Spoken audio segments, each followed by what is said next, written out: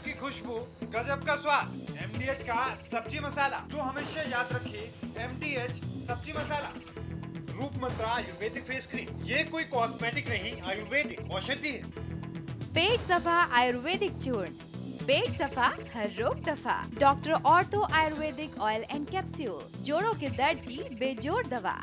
महिलाओं के लिए सर्वाधिक भरोसेमंद औषधि एवं टॉनिक। अलीगढ़ में बाजार बंद कराने गई पुलिस पर हमला, भीड़ ने किया पथराव, एक पुलिसकर्मी गंभीर रूप से घायल।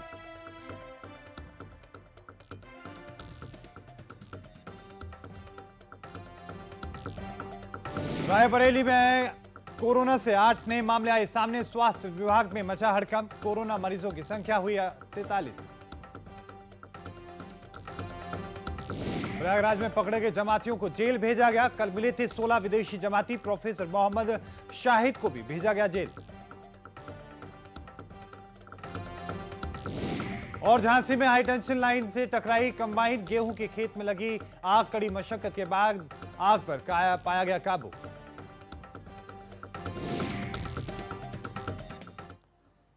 नमस्कार, मैं हूं मोहित चौधरी और आप सभी का स्वागत है। उत्तर प्रदेश में रुक करते हैं खबरों का। उत्तर प्रदेश के अलीगढ़ में लॉकडाउन के दौरान बाजार को बंद कराने गई पुलिस टीम पर लोगों ने हमला कर दिया।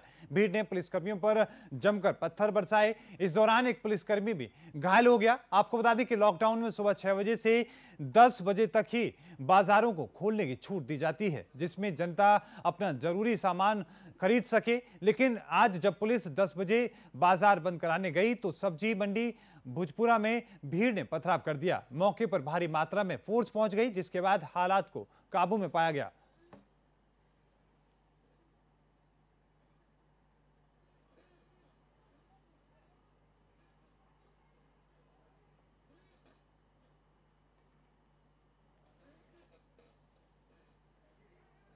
तो अलीगढ़ का ये मामला है जहां पर पुलिसकर्मियों पर यह पथराव किया गया है। आपको बताएं कि बाजार बंद कराने के लिए टीम वहां पर पहुंची थी और उन्होंने वहां जाकर जब लोगों को समझाने की कोशिश की तो इस दौरान भड़की हुई भीड़ ने पुलिसकर्मियों पर जानलेवा हमला कर दिया। इस दौरान एक पुलिसकर्मी गंभीर रूप से घायल हुआ। आपको बता दें कि मौके पर फोर्स को बुलाया गया, तब जाकर स्थिति को काबू में पाया गया।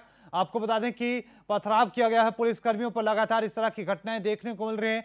मुरादाबाद हो, कानपुर हो, तमाम ऐसे जगहों पर इस तरह की घटनाएं देखने को मिली है। लगातार पुलिसकर्मियों पर होते हमले एक बड़ी स्थिति और चिंता की चुनौती के रूप में लगातार सरकार के सामने देखने को मिल रहे हैं। एक और ताजा तस्वीरें उत्तर प्रदेश के अलीगढ़ में सामने आई हैं, जहां पर पुलिसकर्मियों पर यह जानलेवा हमला किया गया है, जिसमें एक गंभीर रूप से पुलिसकर्मी घायल हुआ है। आपको बताएं कि मंडी को बंद कराने के लिए पुलिसकर्मी वहां पर पहुंचे थे, क्योंकि सरकार के द्वारा समय निर्धारित किया गया है। लोगों को बताए जाने के बावजूद जो लोग थे वो नहीं माने। आलम यह हुआ कि इस दौरान पुलिसकर्मियों पर जानलेवा हमला कर दिया गया और यहां पर आपको यह भी बता दें कि लोग गंभीर रूप से घायल हुए। पुलिसकर्मी की हालत अभी फिलहाल स्थिति गंभीर बताई जा रही है, गंभीर रूप से पथराव किया गया। फिलहाल पुलिसकर्मी की जो हालत है वो नाजुक बताई जा रही है।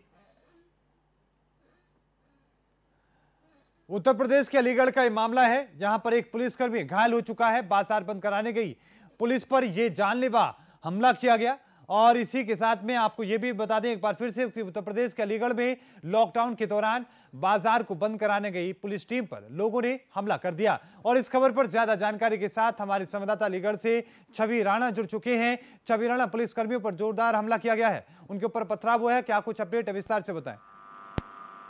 ये सुबह की घटना है आज, और सुबह जब लॉकडाउन सुबह 6 से 10 का जो टाइम दिया हुआ है उसके दौरान यहाँ पर जो दुकान जब टाइम पूरा हो गया तो पुलिस ने उनको बोला कि भाई ये टाइम पूरा हो चुका है, आप इसको बंद करिए। उसको लेके समुदाय विशेष जहाँ पर ये घटना हुई वो है रहते हैं और उन्होंने एकदम पुलिस पे हमला बोल दिया और भारी मात्रा में लोगों ने एकदम पथराव शुरू कर दिया, जिसमें एक पुलिसकर्मी घायल हुआ है। जी छवि राणा, जो पुलिसकर्मी घायल हुए उनकी स्थिति फिलहाल कैसी है? क्या उनको अस्पताल में भर्ती कराया गया है? क्या कुछ अपडेट उनको लेकर है? हाँ जी, उनको जिला अस्पताल में भर्ती कराया गया है। उनके सिर में जो है काफी चोट है, जो अभी उनका इलाज चल रहा है। जी बहुत बहुत धन्यवाद छवि राणा, तमाम जानकारी को साझा करने के लिए। तो हमारे संवाददाता अलीगढ़ से छवि राणा जुड़े, उन्होंने बताया कि किस तरीके से पुलिसकर्मियों पर हमला हुआ और इस दौरान एक पुलिसकर्मी गंभीर रूप से घायल है। फिलहाल उनको अस्पताल में भर्ती कराया गया है। तो वहीं प्रयागराज से इस वक्त ही बड़ी खबर आ रही है। आपको बता दें कि प्रयागराज से इस वक्त ही बड़ी और अहम खबर आपकी टीवी स्क्रीन पर। पकड़े गए जमातियों को जेल भेज दिया गया है। प्रोफेसर मोहम्मद शाहिद को भी जेल भेजा गया है। बीते रोज 16 विदेशी जमाती मिले थे। जमातियों समेत 30 लोगों को गिरफ्तार किया गया था। इस वक्त की बड़ी खबर आपकी टीवी स्क्रीन पर ओके ने आप तक पहुंचा रहा है। आपको बता दें कि पहले से ही जो जमाती थे उनको क्वारंटाइन में रखा गया था और उन पर जानकारी छिपाने के गंभीर आरोप लगे थे। आपको बता दें कि सभी जमाती कोरोना वायरस के पॉजिटिव पाए गए हैं और इसी के साथ में आपको यह भी बताते चले इस मामले में प्रोफेसर भी शामिल है। आरोप है कि ये लोग तबलीगी जमात से जुड़े हैं और ये लोग दिल्ली के मरकज में शामिल हुए थे, लेकिन इसके बाद ये वापस लौटे। इन्होंने पुलिस प्रशासन को, स्वास्थ्य महकमे को इस बात की जानकारी नहीं दी गई, जिसके बाद इन्हें हिरासत में लिया गया और उसके बाद भी क्वारंटाइन सेंटर में डाला गया। लेकिन अब आपको ये बताते चले कि इन लोगों को गिरफ्तार करके जेल भेजा जा चुका है। इस वक्त की बड़ी खबर आपकी टीवी स्क्रीन पर ओके ने आप तक पहुंचा रहा है। उत्तर प्रदेश के प्रयागराज से इस वक्त की बड़ी और महत्वपूर्ण खबर। आपको बता दें कि 16 जमाती पकड़े गए थे जिनमें विदेशी थे और साथ में एक प्रोफेसर थे इलाहाबाद विश्वविद्यालय के, उनको भी गिरफ्तार किया गया था। इस वक्त की बड़ी खबर आपकी टीवी स्क्रीन पर। अमित मिश्रा ज्यादा जानकारी के साथ हमारे संवाददाता जुड़ चुके हैं। अमित मिश्रा, बीते रोज जो जमाती मिले थे उनको जेल भेजा जा चुका है, क्या कुछ अपडेट है, विस्तार से बताएं। जी, जो भी कहते हैं जमाती यहाँ पे प्रयागराज में गिरफ्तार किए गए थे उनको कल न्यायिक पूरे जेल में भेज दिया गया है। 14 दिन की न्यायिक हिरासत में भेजा गया है। इसमें जो 7 इंडोनेशिया के थे और 9 थाईलैंड के थे। इसके साथ साथ इलाहाबाद यूनिवर्सिटी के पॉलिटिकल विभाग के प्रोफेसर थे, उनको भी गिरफ्तार करके महिला बैरक, एक पुराना बैरक है उसमें कहते इनको रखा गया है, तो इनको कल जेल भेज दिया गया। जी अमित मिश्रा, साथ में हम ये भी देखें कि उनके जो करीबी थे उनको लेकर कार्रवाई करने की बात कही जा रही थी, उसको लेकर क्या कुछ अपडेट है? जी, कार्रवाई करीबियों पे कोई कार्रवाई नहीं है, लेकिन इसमें जितने लोग शामिल थे उनको शरण देने में शामिल थे, सबको विदेशी अधिनियम के तहत किया था मुकदमा दर्ज हुआ है और सबको गिरफ्तार किया गया है। लगभग करीबी ही माना जाएगा क्योंकि उसमें 30 लोग हैं, 16 जमात विदेशी नागरिक हैं और उसके साथ साथ टोटल 30 लोग हैं जो इनके करीबी थे, जिनको शरण दे रहे थे, उनको भी गिरफ्तार करके जेल भेज दिया गया है और इन सबको एक महिला बैरक है उसमें पुरानी महिला बैरक में रखा गया है। जी बहुत बहुत धन्यवाद अमित मिश्रा, तमाम जानकारी को साझा करने के लिए। हमारे संवाददाता अमित मिश्रा हमारे साथ प्रयागराज से जुड़े, उन्होंने बताया कि किस तरीके से इस मामले में फिलहाल कार्रवाई की गई है। सभी जो लोग विदेशी लोग थे उनको फिलहाल गिरफ्तार करके जेल भेजा जा चुका है। अब रुक करते हैं बाकी खबरों को। आपको बता दें कि कोरोना वायरस की महामारी का प्रकोप लगातार बढ़ रहा है। वहीं कौशाम्बी के सांसद विनोद सोनकर गरीबों और असहाय लोगों की मदद कर रहे हैं। जब से उत्तर प्रदेश में लॉकडाउन लगा है उस दिन से गरीबों के लिए रात दिन मदद कर रहे हैं और मोदी रोटी बैंक के नाम से कंट्रोल रूम नंबर भी जारी किया गया है। सांसद ने कहा कि जिन गरीबों को राशन और जरूरी चीजों की जरूरत होती है घरों तक राशन पहुंचाया जाता है।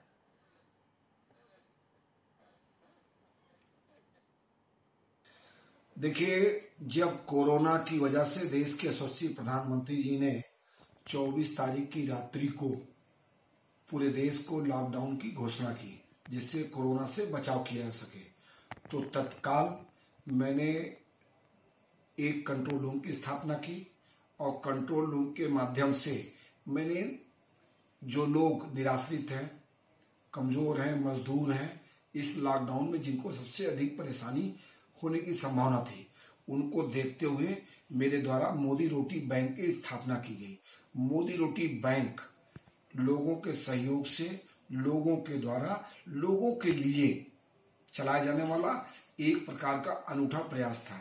इसके माध्यम से अब तक लाखों लोगों को भोजन दिया गया।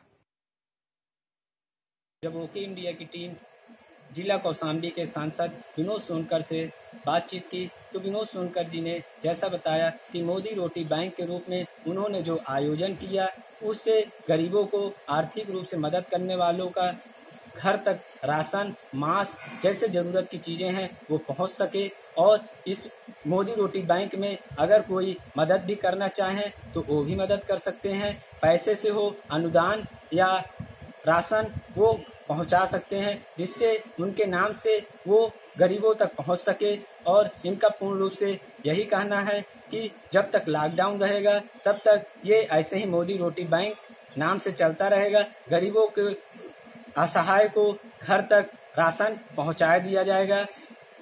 लगातार इनका काम सराहनीय रूप से चल रहा है। वीडियो जर्नलिस्ट अभिषेक मिश्रा के साथ नवदीप त्रिपाठी, ओके इंडिया। तो वहीं रुक करते हैं। आपको बताएं इस वक्त की बड़ी खबर का, आपको बताएं कि रायबरेली में आज फिर से कोरोना का धमाका हुआ है। बड़ी और अहम खबर आपकी टीवी स्क्रीन पर। कोरोना के 8 नए मामले सामने आए हैं। स्वास्थ्य विभाग में हड़कंप मच चुका है। कोरोना मरीजों की संख्या 43 हो चुकी है। इस वक्त की बड़ी खबर आपकी टीवी स्क्रीन पर ओके इंडिया आप तक पहुंचा रहा है। स्वास्थ्य विभाग में हड़कंप मचा है। कोरोना मरीजों की संख्या फिलहाल 43 हो चुकी है।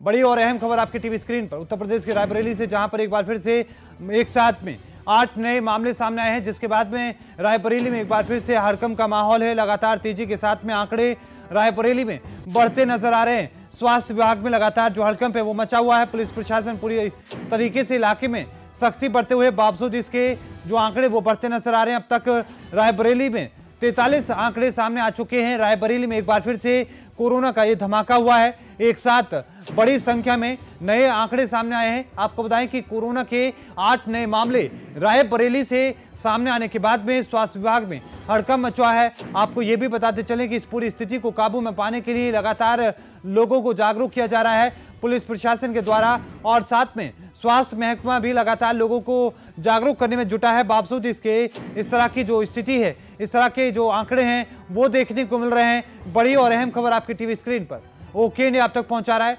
आपको बता दें कि लगातार जो आंकड़े वो चिंताजनक सामने नजर आ रहे हैं। कोरोना मरीजों की संख्या लगातार बढ़ती नजर आ रही है। रायबरेली से हमारे संवाददाता आलोक पांडे ज्यादा जानकारी के साथ हमारे साथ जुड़ चुके हैं। आलोक पांडे, नए मामले सामने आए हैं, क्या कुछ अपडेट है, विस्तार से बताएं।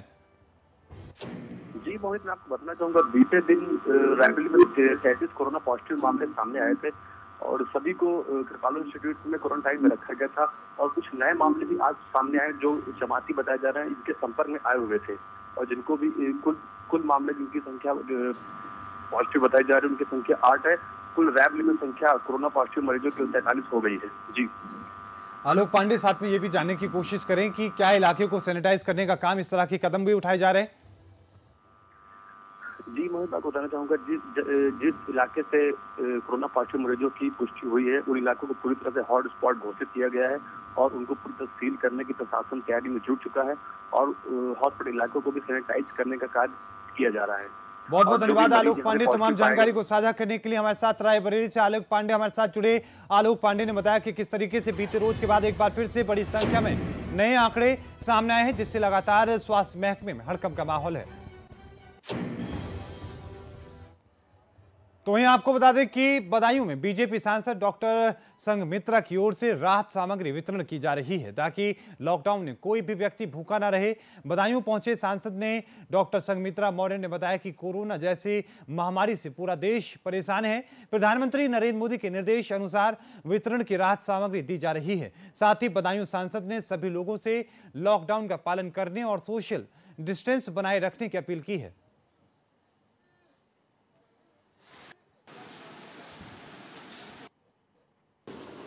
राहत सामग्री बांटी जा रही है। निश्चित तौर पर कोरोना जैसी महामारी से आज पूरा देश परेशान है और आदरणीय मोदी जी का निर्देश भी है कि कोई भी व्यक्ति भूखा नहीं होना चाहिए। उसी को मद्देनज़र रखते हुए राहत सामग्री या लंच पैकेट का वितरण लगातार चल रहा है ताकि कोई भी व्यक्ति हमारे क्षेत्र का या हमारे जान पहचान में कहीं पर भी किसी तरह से कोई भूखा ना सो पाए। तो वहीं इस वक्त पूरे देश में कोरोना संक्रमण फैला हुआ है। हर जगह से पुलिस, जनप्रतिनिधि, यहां तक कि आम आदमी भी अपने अपने तरीके से जरूरतमंदों की सहायता करने में लगे हैं। वहीं चंदौली में मुगलसराय विधायक साधना सिंह लगातार जरूरतमंदों की सेवा करती नजर आ रही हैं। इसी क्रम में आज विधायक साधना सिंह ने नियामतबाद में ब्लॉक में गांव की सफाई करने वाले दर्जनों महिला पुरुष सफाई कर्मियों पर फूलों की वर्षा की है और माल्यार्पण कर उनका सम्मान किया है। विधायक साधना सिंह ने कहा कि इस महामारी में डॉक्टर, पुलिस, सफाई कर्मी, पत्रकार आदि अपनी जान की परवाह न करते हुए भी आम जनता और जरूरतमंदों की सेवा में लगे हुए हैं। ऐसे में उनका हौसला बढ़ाना और उनकी जरूरतों का खास ख्याल रखना जनप्रतिनिधियों की जिम्मेदारी है।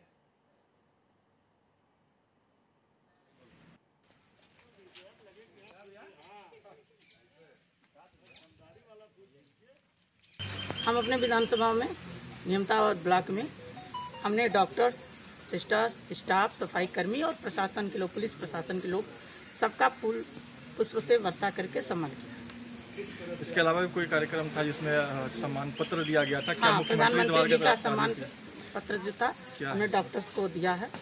उनका सम्मान किया गया कि आप लोग अपने घर परिवार को न देखते हुए भी आप लोग अपने जान को क्या कहते खतरे का मोल लेते हुए अपने राष्ट्र प्रति समर्पित आप सेवा भाव आपका है, तो धन्यवाद पत्र था उसको हमने दिया है।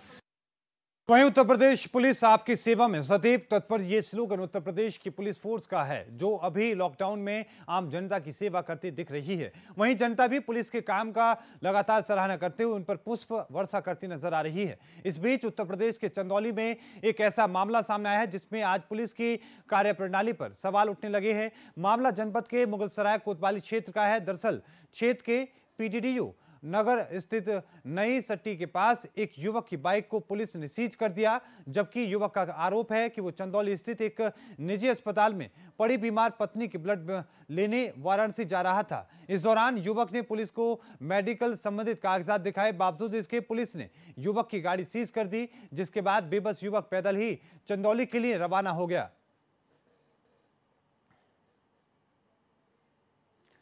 आपको बताएं कि बीमार पत्नी के लिए ब्लड लेने के लिए जो पति था वो जा रहा था, लेकिन रास्ते में पुलिस कर्मियों ने उनको रोका और जब उनसे पूछा गया तो उन्होंने कहा कि वो ब्लड लेने के लिए जा रहे हैं और संबंधित अस्पताल के उन्होंने कागज भी दिखाए। बावजूद इसके पुलिस कर्मियों ने उनकी गाड़ी को सीज कर दिया। आपको ये भी बता दें कि पीड़ित का आरोप है कि पुलिस कर्मियों ने उनकी बात को नजरअंदाज किया, उनकी बात का विश्वास नहीं किया, जिसके चलते उनकी गाड़ी को सीज कर दिया गया और ऐसे में उन्हें पैदल ही वहां से वापस आना पड़ा और इसके चलते उनकी पत्नी को अत्यधिक पीड़ा सहन करनी पड़ी है। खून की जो कमी थी, जो ब्लड लेकर आना था वो देरी से पहुंचा, इससे उनकी पत्नी को भी खासा नुकसान पड़ा है, उसके प्रभाव देखने को मिले हैं। कराए हैं, उसके ब्लड बहुत तबीयत ज़्यादा सीरियस है, उसको ब्लड की आवश्यकता थी और डॉक्टर साहब लिखे थे और जा रहे थे बनारस ब्लड आने के लिए। तो मुगलसराय सब्जी मंडी में गाड़ी चेक कर रहे थे और वो सब रोक लिए। उसके बाद कागज़ गाड़ी का मांगे, दिए कागज़, उसके बाद ब्लड सैंपल भी लिए थे, उसके बाद कागज़ भी लिख कर दिए थे कि जाइए हॉस्पिटल में, फिर भी वो सब नहीं माने। गाड़ी का पेपर देने के बावजूद भी वो सीज कर दिए गाड़ी और कई बार दिखाने की भी कोशिश की कि सर ऐसी सी बात है, बताए कि हमारे औरत की ज़्यादा सीरियस है, उसको ब्लड की आवश्यकता है, फिर भी हमारी बात सुनने के लिए तैयार नहीं थे। तो वही खबर झांसी से है, जहां पर कोटीदार द्वारा राशन कम तोलने का विरोध करना युवक को भारी पड़ गया। युवक जब कोटीदार की वीडियो बनाने लगा तो युवक पर हमला कर दिया गया। कोटीदार ने अपने परिवार के साथ उसका मोबाइल छोड़ाकर तोड़ दिया। उसके बाद में जमकर उसकी मारपीट की गई, जिसका वीडियो सोशल मीडिया पर जमकर वायरल हो रहा है। वीडियो में साफ तौर पर देख सकते हैं कि किस तरीके से कोटीदार का परिवार एक व्यक्ति पर प्रहार करता और वीडियो में यह भी देखा जा सकता है कि कोटीदार द्वारा सोशल डिस्टेंसिंग की भी खुलेआम धज्जियां उड़ाती हुई नजर आ रही है। इस तरह के गंभीर आरोप लगे हैं कोटीदार पर, जहां पर एक वीडियो भी वायरल हुआ जिसमें साफ तौर पर देखा जा सकता है कि किस तरीके से वहां पर सोशल डिस्टेंसिंग की धज्जियां उड़ते हुए एक युवक के साथ में मारपीट की जा रही है।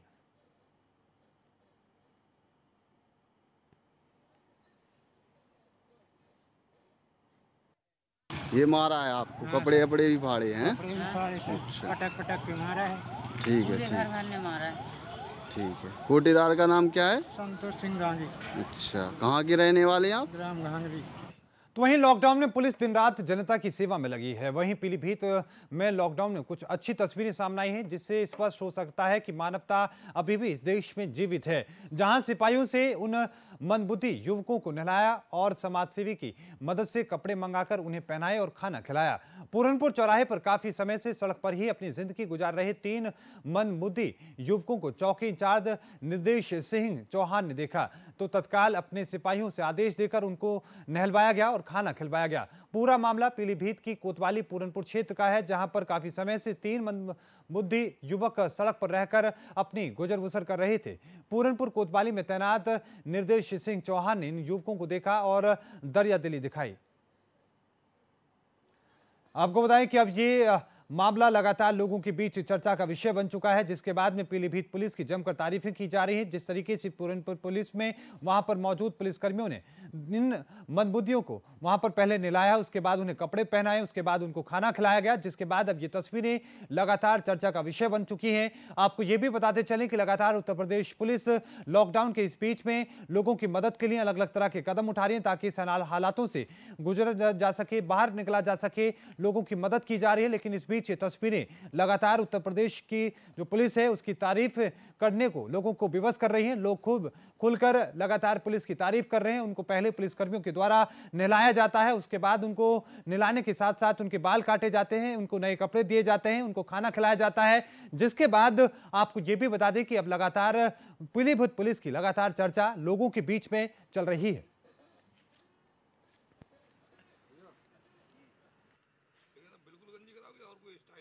अभी ये लॉकडाउन चल रहा तो पहले तो बाजार खुलता था तो खाना वाना जरूर इनको मिल जाता था, लेकिन जब से लॉकडाउन हुआ तो तब से इनको खाने की दिक्कत आ रही थी और कपड़े भी पहले गंदे वंदे पहन रखे थे। लोग बड़ा दिक्कत भिन्नता महसूस करते थे, तो इनको बुला के कुछ सामाजिक संस्था के लोग बुलाए, उनकी मदद से इनको कपड़े नए पहनाए गए और उनको नहलवाया गया, बाल वाल की कटिंग कराई गई, तो इनको खाना भी खिलवाया।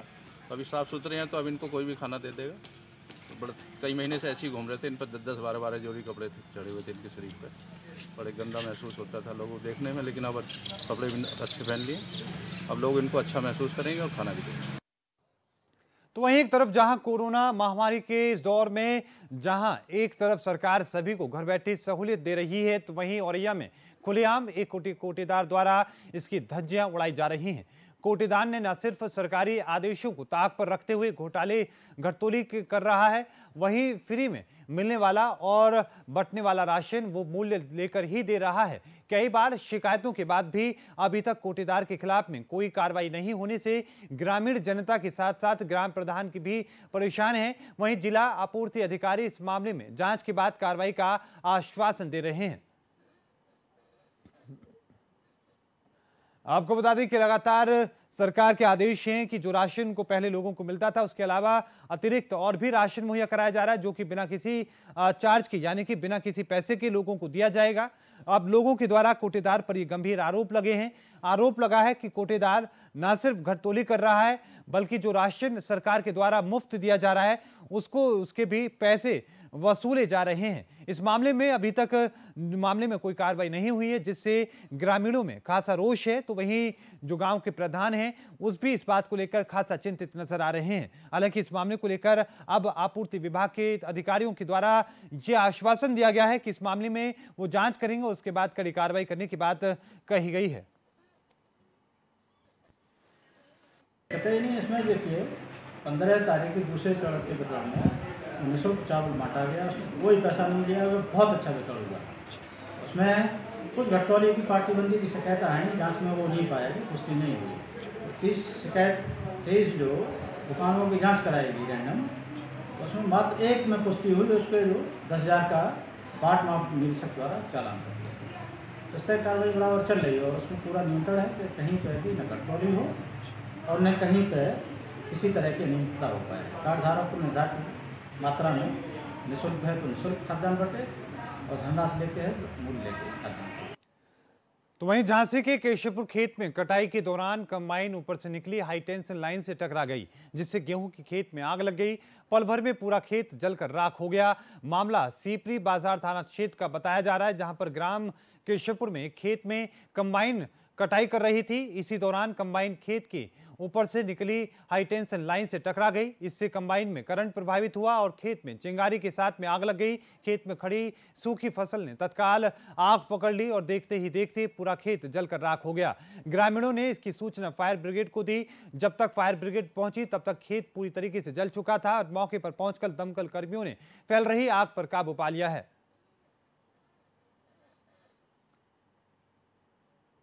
उत्तर प्रदेश में अभी के लिए इतना ही। देखते रहो ओके इंडिया। मुझे दीजिए इजाजत। धन्यवाद।